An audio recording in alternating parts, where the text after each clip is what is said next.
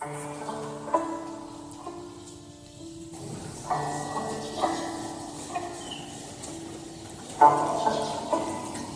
একটি কবিতা আবৃত্তি করতেছি।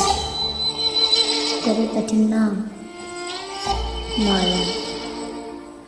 লেখক নয়নতারা ইসলাম অন্তরী। আমি ভালোবাসি আমার চতুর্পাশকে, আমাকে নয়। সবই অন্যের জন্য, যদিও দেখতে আমার লাইগা হয়।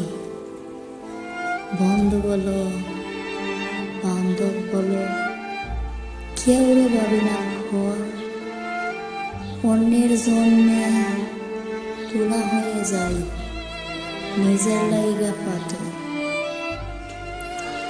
অন্য অন্য করতে করতে নিজের স্বপ্নগুলো করে ফেলি মাটি। আমার জন্যে ততটা নয় যতটা অন্যের লাইগা হয়ে থাকি খাটি। সেই মানুষ কিছুই দেয় না, এত কিছু পায়া আহারে। নিজেকে বুঝ দিতে গিয়ে নাম দিলাম তার মায়া।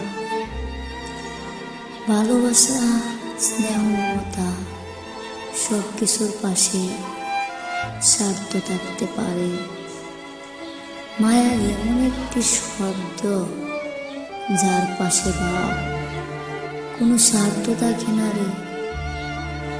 মায়া একে ভালোবাসে আর একে মাকে বোঝে। দুটোই যেন ছায়া, আমার কর্মফলগুলোর নাম ওই অতীতেই রেখেছিলাম।